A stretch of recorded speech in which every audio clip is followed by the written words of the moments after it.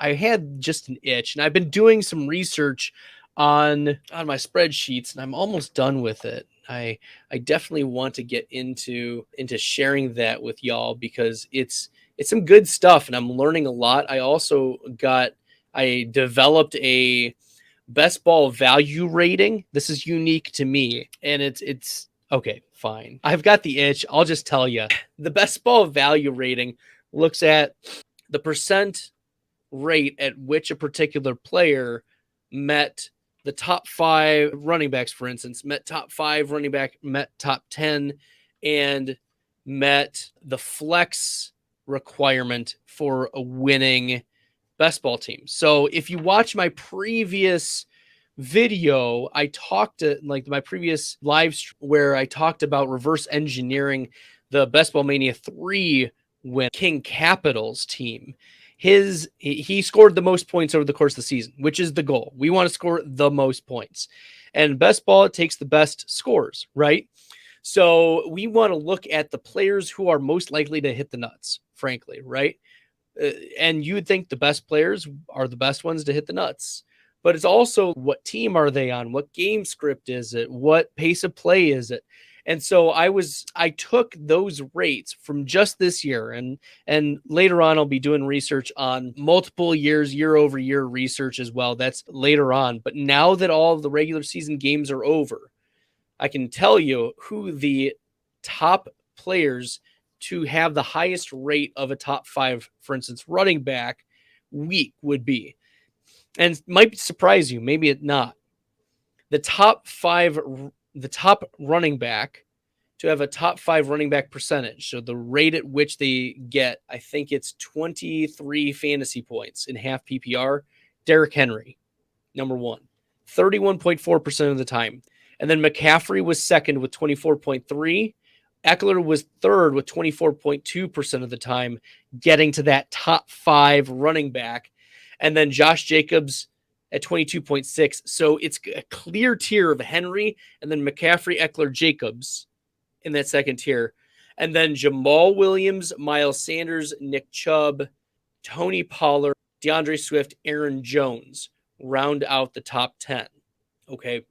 Surprisingly, well, the highest rookie at this rate was Kenneth Walker, and he was running back 14.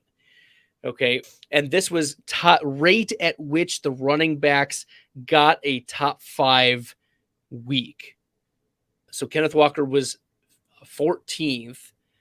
Jerick McKinnon was 13th. Okay. McKinnon came on very, very strong. But McKinnon did not come in strong in the best ball value rating. So I said he was 13th or 14th. McKinnon was all the way down to running back 34 in my best ball ranking or best ball value rating, mostly because he didn't contribute much outside of a couple spike weeks. Outside of those 10% top 5 weeks during the regular season, his other top 10 and flex weeks where he would fit into your starting lineup ended up totaling only about 10% as well. So McKinnon was not as valuable, like all weeks being equal, which we know all weeks are not equal. Weeks 15, 16, 17 are the most valuable.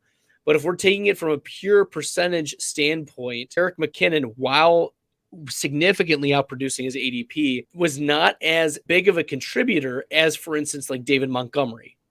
Montgomery was almost 30% of the time a flex, which you're thinking to yourself, 30% of the time a flex play. Yeah, 30% plus another 9% as a top 10 running back. So 35 to 40% of the time, David Montgomery was making your best ball lineup, which is really not bad. Jamal Williams was at about 40%. Like these running backs, yeah, they're boom, they're bust, but they are less boom bust than some of the wide receivers. The wide receiver data is very, very interesting. If you'll indulge me, and y'all will be on anyways and listen to the content. So let me tell you about the wide receivers for this year. The top wide receivers of rates at which they hit top 5 for a week. Justin Jefferson, 48% of the time was a top 5 wide receiver. And I defined a top 5 wide receiver as a wide receiver in half PPR with scoring 22.7 fantasy points. Justin Jefferson did that 48% of the time. The next closest, Davante Adams at 37.8%, is a clear tier break. It's Jefferson and then everyone else. Jefferson and then Adams at 37.8, and then another tier break. Tyreek Hill at 28.9, Jamar Chase at 28.8, and Cooper Kupp at 28.1. At rates at which those players got 22.7 fantasy points. Let me share this tab instead, and then I'll zoom in. Yeah? Why not? I'm not going to be selfish. Let's do it. Okay, there we go. Okay, so there we go. Justin Jefferson, Davante Adams, Tyreek Hill, Cooper Kupp, and then Amon-Ra St. Brown. Amon-Ra St. Brown as number 6? Number 6. Behind Kupp, but ahead of Waddle, ahead of A.J. Brown, ahead of Christian Watson. Now, Christian Watson is the highest rookie on this list.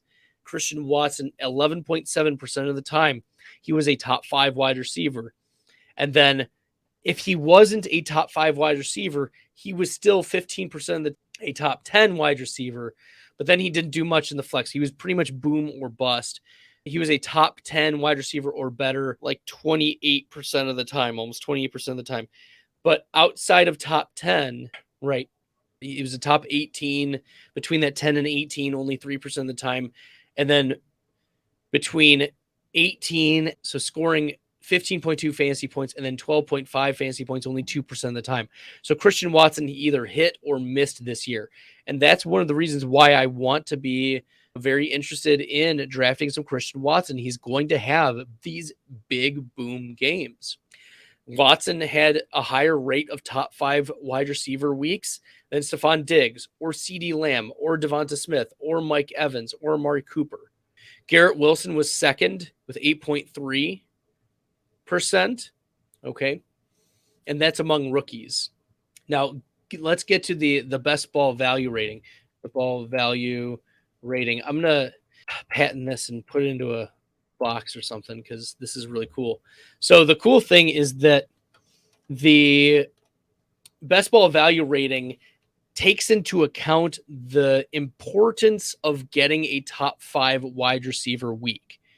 So a top 5 wide receiver typically gets, as I said, 22.7 fantasy points. A top 10 wide receiver, 19 fantasy points. A top 18 wide receiver, 15.2 fantasy points. And a flex play. A flex play making your 12.5 fantasy points.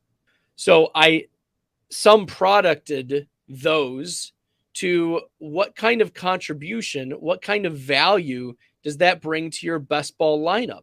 How important is it that you get a top 5 wide receiver and fill that spot? This was the value, 15.33, and compare that to the importance of getting a flex, 8.33, nearly double.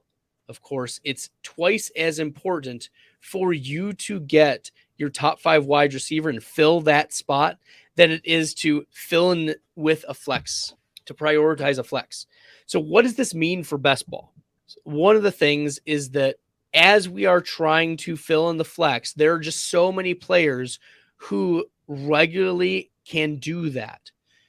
So if you're prioritizing a player who hits the flex all the time, but doesn't access the top 5 wide receiver chance, then you're going to be in a lot of trouble because that particular player is not going to be contributing in the most valuable way. So to give you an example, right? Stephon Diggs, he is a flex player or better 58% of the time, right? 11.6 is his top 5. Okay. But Jamar Chase also, what did I say? 56. Yeah. So Stephon Diggs is more likely to make your best ball lineup, but Jamar Chase 2.8 times more likely to get a top 5 week. That's what this data is saying from this season. So this is just from 2022.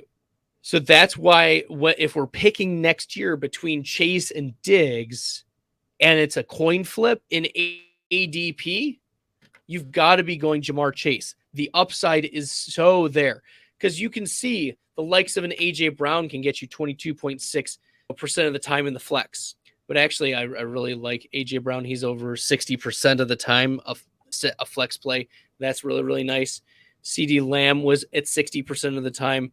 DeAndre Hopkins was at 57% of the time. One of the players I'm probably going to be avoiding a lot is Keenan Allen next year, because Keenan Allen only 4.6% of the time a top 5 wide receiver. 4.6. When you're saying like there's only a round difference or 2 rounds difference, 3 rounds difference between Jamar Chase and Keenan Allen, sure, but you're losing access to a top possibility at a top 5, because there are only, if we're going to sort this, there's only a limited amount of players who got anywhere remotely close to a top 5 week, right? I count 34 wide receivers had registered on my top 5 wide receiver percentage for a week. 35. Only 35.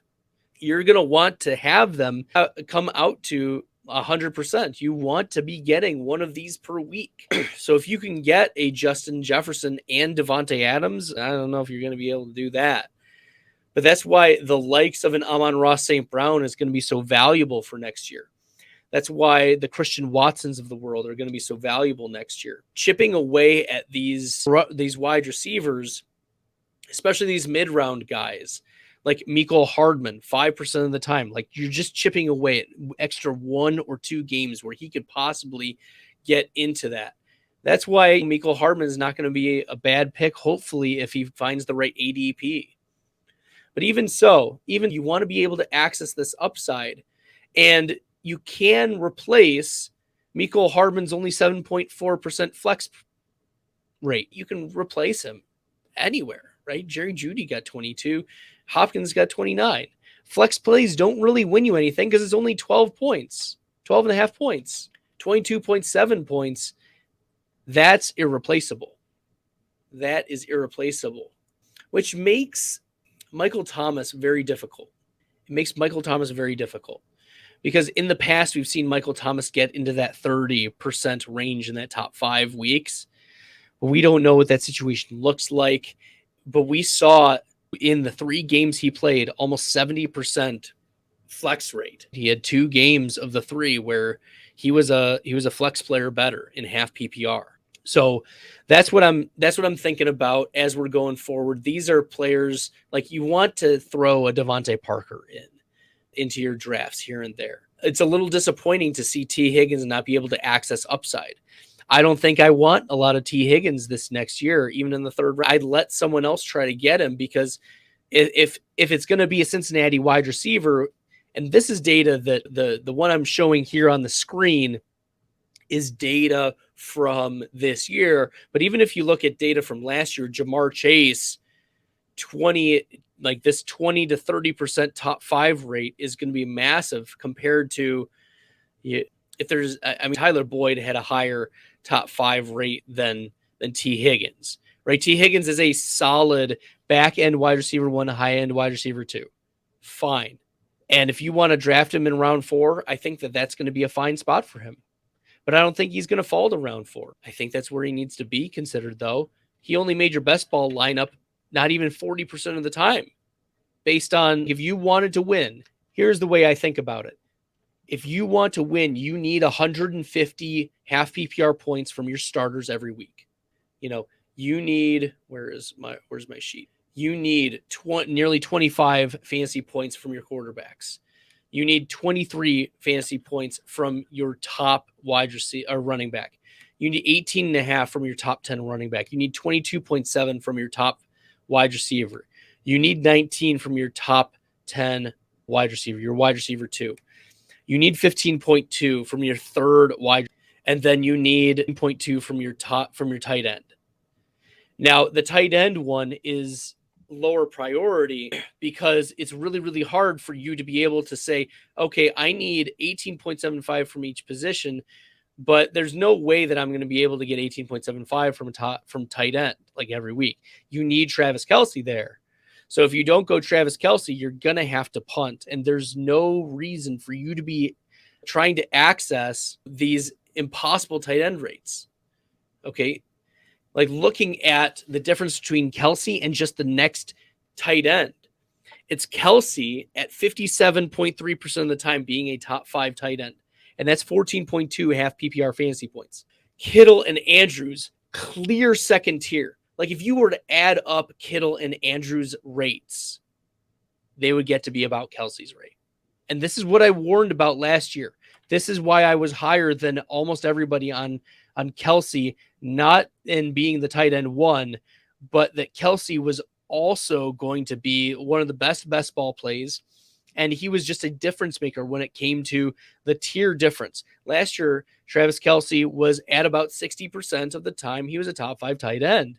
And then it was Mark Andrews at about 40%, 42%. Andrews drops down to 29, 30%. Fine. It's still Kelce. Kelce is king. And that's why looking at these points per game, like Dalton Schultz at 7, Kmet at 7, Hawkinson at 10, like you're already, unless you have Kelce, you're already at a loss for what you need from your tight end. So literally just punt tight end. Do not take, if you get a value on Kittle or Andrews, fine. But you are not taking Kittle or Andrews at ADP probably, and you are just waiting, because Cole Kmet came late, and he ended up being, 5th among tight ends in top 5 rate? 5th. Hawkinson, tied for 5th, right? But then Juwan Johnson, 7th. Juwan Johnson, super late. David Njoku, super late. Taysom Hill, super late. We're talking in the top 10 of tight ends, and and Ingram was late too. 2, 3, 4. 4 of the top 10, nearly half of the top 10 tight ends who had rates, the 10 highest rates of getting a top 5 tight end week ended up being super late picks. Just really athletic tight ends. So here's my recommendation. This is something that we're going to be drafting a lot this offseason. You've got to punt tight end if you do not, in best ball, you got to punt tight end if you do not get Kelce, because Kelce is the only one that's plus EV when it comes to looking at the data here. Okay. So yeah, anybody and their mother pretty much can be a flex play. The priority weight is just going to be so much higher for quarterbacks. And that's why in my previous video, I talked really heavily about the importance of quarterback. Like you need 25 fantasy points from your quarterback. You need 25. And if you don't get 25 from your quarterback and you end up getting 18, for instance, then you're already a loss of 7 from your path to 150. Okay. So you need to be aiming for 150 points or more every week in these half point. And that should be driving you. Okay. What type of player am I getting? What is the probability that they hit in what I need? And then what is the sum probabilities of it? So I'm going to be looking back on some of the underdog teams that I drafted, and then I'll do a self-analysis. One of the things this offseason I'm going to do is a self-analysis of, okay, did I get a top 5 tight end this week? Check or no check. Did I get a top 5 running back this week? Check or no check. Top 10 running back? Check or no check. Same thing with the wide receivers and tight end and flex play. And then I'll start to notice a pattern, and that's going to inform me on my own draft for especially teams and leagues where each week I'm going to evaluate, did I get to 150 or not this week? If I didn't get to 150, then why was that? It was primarily because this didn't work. This failed. My flex bottomed out. Maybe I need to be taking more secure flex plays and not taking so many zeros. Maybe I need to be taking higher upside quarterbacks. Maybe I need to be stacking my players that are have upside. So for instance, I've hit on a few of these already, but the highest rate of a top 5 week is Jalen Hurts. And that's really significant. 56% of the time, he was the only quarterback to score 24.9 fantasy points or more than 50% of the time. Mahomes and Allen, 44 and 43%. So very, very close in the same tier. And then it drops down. So it's clear Hurts tier, and then Mahomes and Allen. And then it becomes Lawrence Burrow in a tier. And then the Goff Wentzes of the world. Funny as it sounds, like Carson Wentz fantasy intrigue, right? He could throw the ball to Jahan Dotson. If Wentz somehow gets a starting job, that might be interesting depending upon the weapons. Because Wentz had Samuel, he had McLaurin, he had Jahan Dotson, Logan Thomas, Antonio Gibson, and then a clear tier of Fields and Jackson, and then Murray unfortunately tore his ACL. But one of the things I want to point out as well is Tua, 15.3% of the time a top 5 quarterback, 32% of the time a top 10 quarterback, and top 10 quarterbacks aren't as valuable. That's 19 points, maybe 20 points. If you want 18.9 fantasy points, 19 fantasy points. The difference between being a top 5 quarterback and being a top 10 quarterback is, in fact, it's about 6 fantasy points. You should not be drafting your quarterback to be he's going to get me a back end quarterback 1 week. He's going to give me some Kirk Cousins weeks and Matt Stafford weeks. No, like, we need to be targeting the upside quarterback. That's one of the things I want to take away, is that if you are without an upside, you need to be drafting an upside quarterback in these best ball tournaments. In redraft and season-long leagues, like JJ Zacharyson is right. Like, you probably can get away with more of those late-round quarterbacks. That makes sense because you can stream, you can pick up waivers. But if you can't stream and you can't pick up waivers, why are you not going after the players that score on average the most points if they're the top 5 of their position? So Jalen Hurts leads that pack. And if you don't get a Hurts, Mahomes, or Allen, you're going to need to double up essentially a Lawrence and Burrow to be able to match the rate at which other teams who have Hurts, Mahomes, or Allen are going to be getting 25 fantasy points into their starting lineup. And you're coming back and saying, what is the difference really between six points? 6 points is massive. That's a 4% drop automatically for you to get to your path of 150. You need to make that up somewhere in your 4 points. Are you going to make it up from your running back or your wide receivers?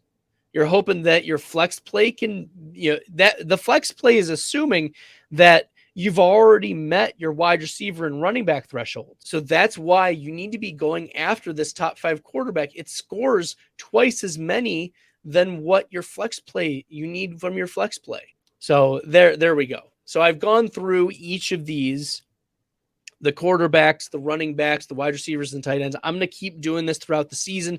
I will revisit this particular sheet. I'm going to be doing more research for you and talking through my thoughts on how we should approach, in particular, underdog drafts moving forward. We're going to talk about some ADPs once I get access to some of the ADP data, and we'll go through that. So I appreciate all of you tuning in. This is a lot of fun for me. I want to get some product out to you as well. So over the course of the next couple months, I'm going to be getting together a player profile booklet and document that'll help with this best ball value rating. We'll talk about best ball points added from the previous year, best ball points added per game, the rate at which particular players met that top 5, top 10, and flex play thresholds. And of course, looking at what kind of value can these players bring to your team. And because of that, what strategy are we going to take? Are there going to be voids in drafts for next year based on ADP because of what we know about these players? And also, are we going to be able to get some Breece Hall? I'm really going to be monitoring Breece Hall very closely because Breece Hall was a player who in 2/3 of his games, 67% of his games, he was at least a flex play. And I think that's going to go up. And if he's as healthy as Saquon Barkley was last year before Barkley sprained his ankle, chef's kiss. Look, I don't know exactly where Breece Hall is going. I can find out here in a second. But ultimately, like, I am in on seeing if I can get any discount at all on Breece Hall. I'm looking up the way too early ADPs right now. And Breece Hall right now is RB9. Ooh, that's very high. I'm hoping that drops once ACL news comes out again, because that cycle, I think, has been lost. But I like Breece Hall 67% of the time. That's just a little less than Eckler, a little bit less than Barkley, That's higher than Chubb was, way higher than Josh Jacobs, and then way higher than Tony Pollard. So there we go. We really appreciate y'all tuning in. This is a lot of fun. And if you haven't joined in on Drafters, make sure you use the promo code BEST. It's a lot of fun drafting on Drafters. I'm going to continue to do research. This